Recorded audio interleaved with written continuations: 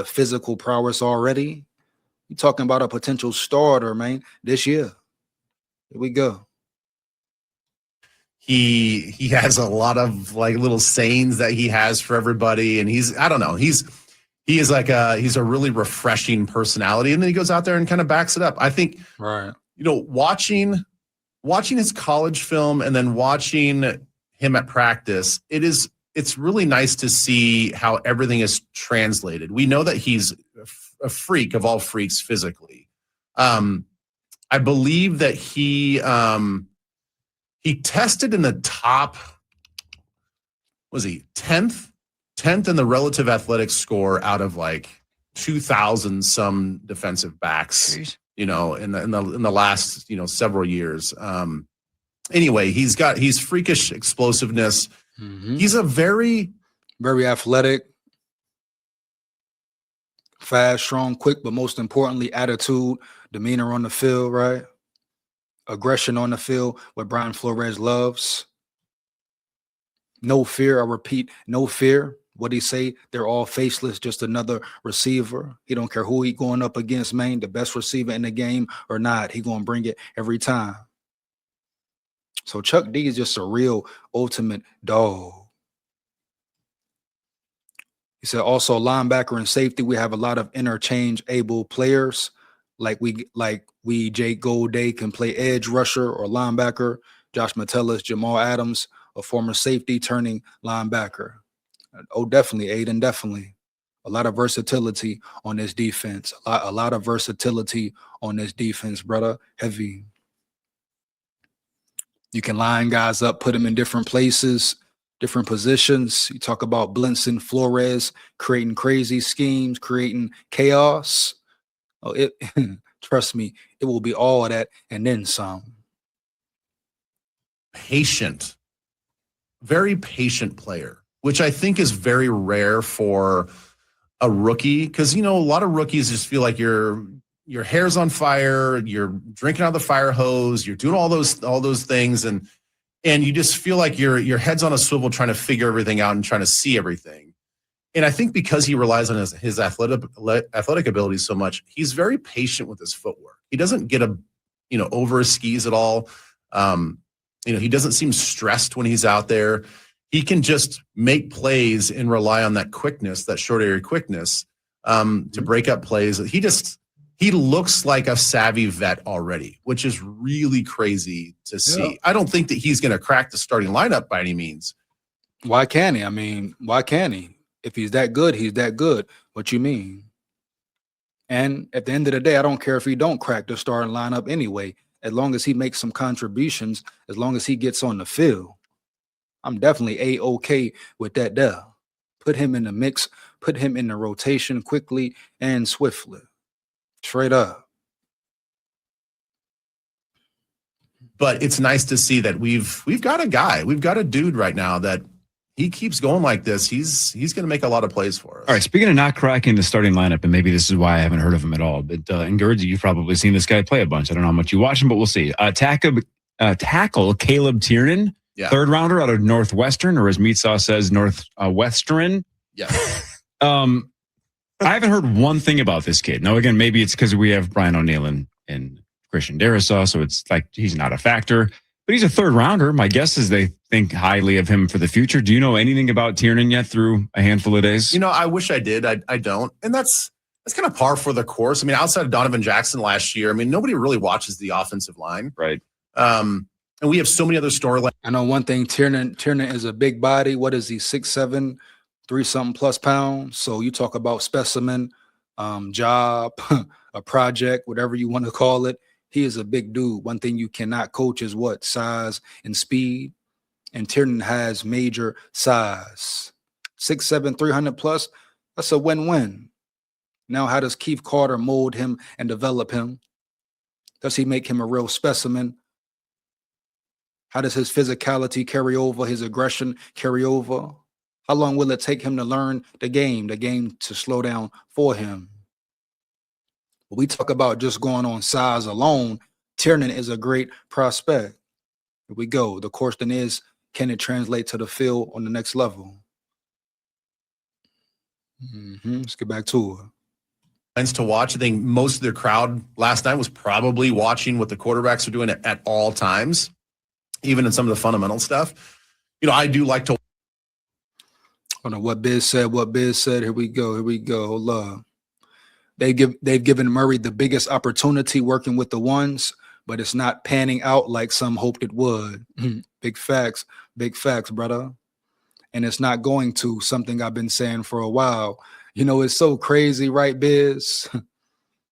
They've given Murray opportunity after opportunity to run away with the job and break away, whatever you want to call it, take over. It's crazy. They talked about his experience, how McCarthy has no chance, and you have a young player in year 2 physically, in a physical form, competing with the 8-year, 9-year vet, outperforming a 9-year vet, and they still got so many questions about McCarthy. Murray has gotten all the reps with the ones damn near, and he still can't pull it out. He still can't show out. McCarthy still right now. Come on now. That tells you something about McCarthy as well. His heart, his determination, his competitive spirit in general. He could have gave up a long time ago. Hell, he could have thrown the towel and all that. He continues to fight. And last night, he took a major step in winning this battle, winning this war. So I could care less about the beat writers being quiet, the media being quiet, not wanting to give him his flowers, celebration. Cool. Let him do it. Let him keep hating on him for whatever reason. But when it's all said and done and the smoke clear, I guarantee KOC going to be either mad or happy as hell. Either way, JJ McCarthy will leave no option for them. I mean, everybody knows from last night. Everybody saw it, sold out event. They know who's playing the better football right now. So if KOC try to even pull some BS, they ain't going to go for it, or they shouldn't go for it. Everybody knows the truth. What's up? They seen the practice last night. You can't ignore that. No way, no how. So even if KOC tries to get away with doing some snake play or some foul play, I don't think he will.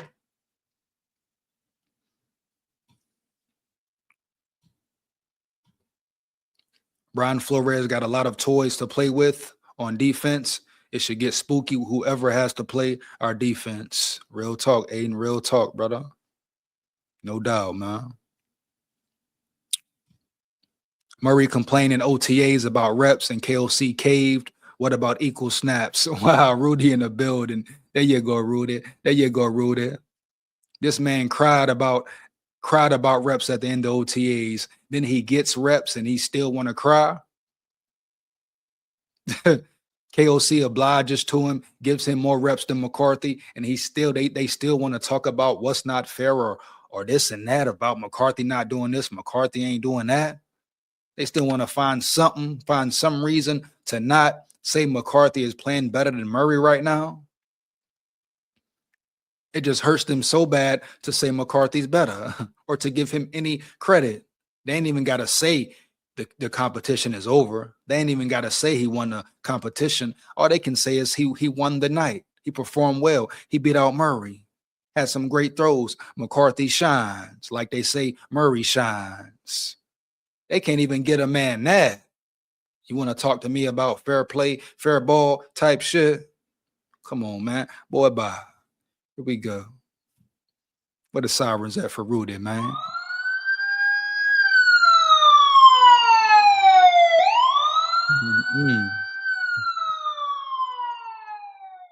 Crazy work, man. Murray is just a glorified, slightly better Geno Smith. Big facts. Is he even a Geno Smith? And people want to downplay like, oh, Murray's not good. Oh, now all of a sudden Murray's not good no more. He's not elite no more. Or is it just McCarthy is better than people thought? That's why they mad. Oh, now Murray's not it. No, he's not that dog. He's not that great quarterback. He can't lead the Vikings to an NFC championship no more. What happened? Everybody's saying, oh, Murray makes the Vikings a true playoff team, an NFC North champion team. Damian Woody talking about He makes them an NFC championship winning team. So what's up now? Everybody quiet, hush mode now? Oh, don't nobody want to speak on it now, huh? All right, bet. You know it. I know it. We go, man. It's funny. It's real funny. I told you how the narrative would change. Now everybody got to change their tune and this and that. How many people said, oh, Murray's better. McCarthy's done. He's your number 2. Oh, he's this, he's that. Come on now. Minnesota Vikings should have a nasty D line with the big players in the middle. We should be able to get pressure up the middle, which is the worst thing for QBs is pressure up the middle. Oh, we definitely going to get that, Aiden Chris. No cap, brother. You know, you got Banks up there, Jalen Redmond up there, Tyrion Ingram. You talk about interior, Levi Drake Rodriguez, Elijah Williams, Dominique Orange. The list goes on. But somehow nobody wants to face facts when it comes to Murray. They pretend he's Aaron Rodgers, not Geno Plus. They want to hype him up, Biz. They want him to be the man. They thought he was the guy, Biz. That's why, brother. We see it clear. But guess what? Last night, JJ flipped the whole thing around. He shook everything up. I mean, everything up. Everything. Huh? You hear me? He shook it all up. He made it real tough for him. And they're scratching their head like, damn, what's next? What happens now?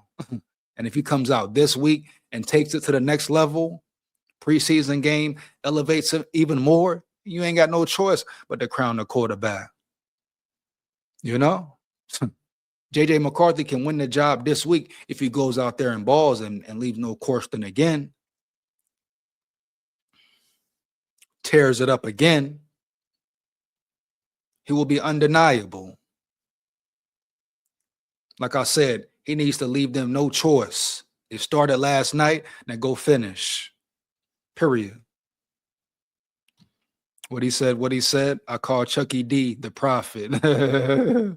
All good, Holden, all good, Holden. Let's get it, brother. Let's work. You hear me? Let's go. Yes, just tell JJ if you win game 1, you got to keep your mouth shut after game 1 last year. Not good, eh? Who Yang, wow, Who Yang, you a wild one, brother. You a wild one, brother. You hear me? No doubt. Let's get back to it, man. You know? Watch the pass rushers and, you know, the offense and defensive linemen go at each other. That's on one side of the field and the offense is on the other side of the field doing stuff. I bet you there's only a few eyeballs watching those guys. You know who I was actually really impressed with, since we're talking about those guys, is the Vandermark guy that we picked up. Mm-hmm. He's a vet, but he plays left tackle. He is sort of like a spitting image of Brian O'Neill.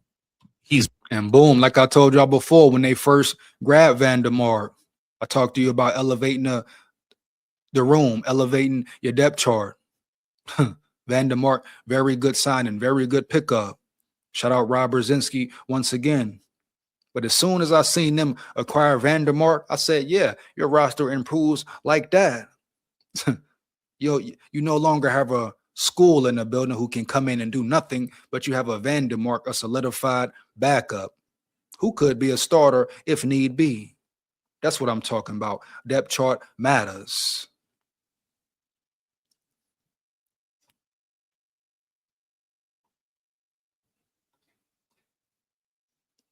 Big, tall, 6'6", 6'7". That's a huge bitch. Yes, exactly. Very light on his feet, very athletic. He held down that left tackle spot with Darrisaw taking a break last night. And I was like, okay, all right. If Darrisaw goes down or, one of our tackles goes down, like, I feel like we can really trust this guy, not only because he's a vet, but he looks very smooth out there and long arms. Dude, man. He's a big dude. Jeez, that's a big dude. Yeah. But I got kind of excited about him from a backup perspective. Speaking of big dudes, I didn't think it was possible. Eric Wilson looks bigger. He's the most studly person I've ever seen in my life. Shout out Eric Wilson. Shout out E-Dub for sure, man. Let's get it. SKOL Vikes, man. Eat Eric Wilson. Eat Eric Wilson. Let's eat, bro. Heavy. So Yeah. What are your thoughts on Caleb Banks so far? He took a break last night as well, but from everything that I've heard from like everybody that's at these practices, like he's the real deal. He's the real deal. He's healthy. He fits the scheme.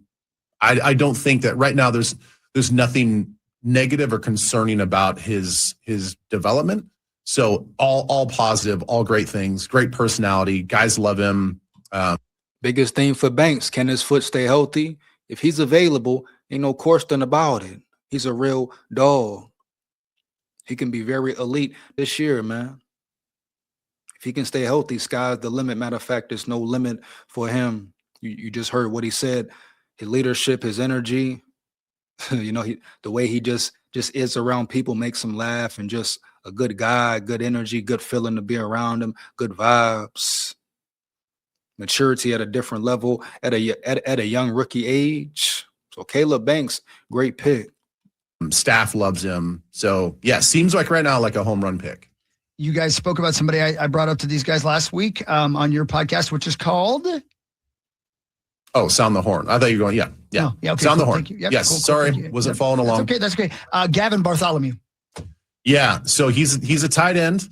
He was hurt last year because of a back injury, and he's another one of these like big physical, imposing guys, 6'5", 255 pounds. That's a huge bitch. Yep. And they're very excited what he can do. He's certainly pushing for that number 3 spot at the tight end area. They apparently he is catching everything, great catch radius, soft hands, and then they're like, man, for a guy that's 6'5", he can bend. He's got some softness to his lower body. He's got some swivel to him. So they're very excited about him as a pass catcher. And again, just add another weapon to this offense. I don't know where they're going to put all these guys, because Myles Price apparently is killing it as well. Nobody's talking about Myles Price. A lot of talk about Ty Felton, which they should, because he's made a lot of plays. And Myles Price balling? Myles Price balling like that? Hold up.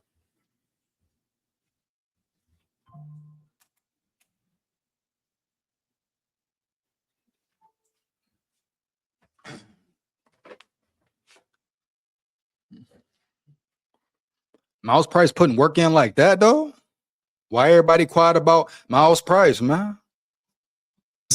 But they said one of the more unguardable guys in the passing situation, the pass game, is Myles Price. Like, he is getting separation every time he's on the field. Wow, Myles Price making a name for himself. See, certain things you may not pay attention to or really know, or they may keep on hush mode. Are they trying to keep Myles Price a secret? You hear me? Are they really trying to keep Myles Price a secret per se, though? Wow, Myles Price balling? What? We go. And so you add that short, quick underneath guy, that dynamic. You got Ty Felton running down the field with his vertical speed, along with Addison and JJ and Juwan. I mean, there's only one football. It seems like we got a lot of offensive weapons right now. Who's going to toss it to him? Well, I think everybody. I mean, as of last night, if you're just watching just the competition last night in a vacuum, you would say McCarthy won the whole battle. He had some low spots, I think, in the second half of practice, but then he picked it up again.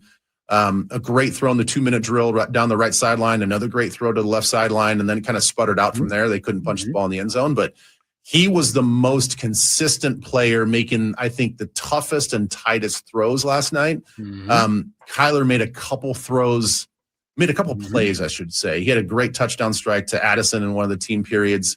It was a cool throw, regular slant route. Let's not get carried away. But that wasn't even like a progression read. It was like, okay, Addison's on the backside of this formation. He ran a skinny little slant post. He was clearly the number one read. He threw it in there, touchdown, and then he scrambled for a rushing touchdown later on. That was about it. Everything else seemed clunky for Kyler. Yeah, and that goes a long way. That matters in the night practice with all that on the line.